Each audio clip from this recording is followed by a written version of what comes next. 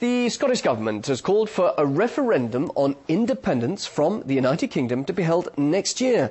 But most polls show that support for separation remains low. Well, for more details on this, I'm now joined live from London by RT's Laura Emmett.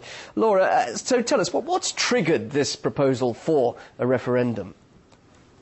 Well, that's a good question, Bill, because this has always been a main issue for the Scottish National Party, as in fact their name would suggest. They came to power in May 2007 with really this referendum issue at the top of their manifesto, and people, they say, voted them in because of that.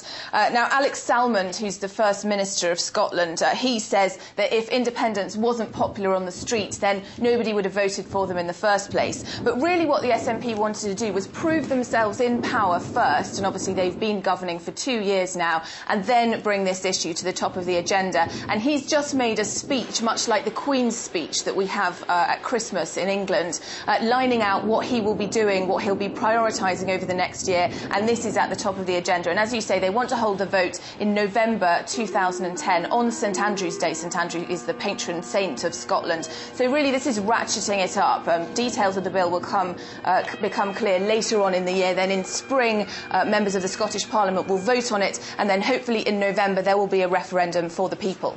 But what in reality, really, Laura, what is the likelihood? Are we going to see an independent Scotland anytime soon?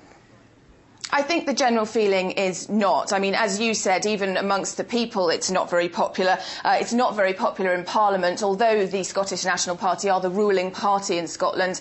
In opposition are the Liberal Democrats, Labour and the Conservatives, much like in England, and they all oppose the bill. And in fact, even amongst people who have previously been staunch campaigners for independence, they say this is just the wrong time for it. A notable one is Margot MacDonald, and she, among others, points out that Scotland is in a recession right now. And so what does a referendum mean for people who have lost their jobs and their homes because they can't afford to pay for them anymore because of the economic crisis? So they say the timing's wrong, that you can't be a one-policy party while there's so much else going on in the world.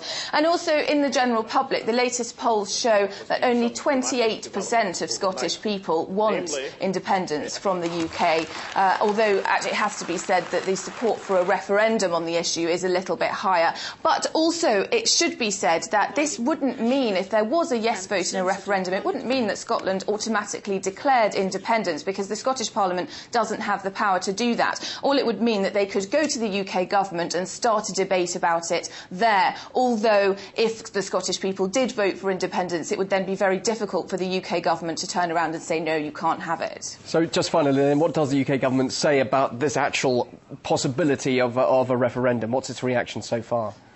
Well, they also say that it's totally the wrong time. Alistair Darling, the Chancellor, went to Scotland recently. In a speech in Glasgow, he said that he felt it was the wrong time. Scotland's suffering economically, and separating from the UK would mean that their economy would be scuppered. They do $60 billion worth of trade annually within the UK.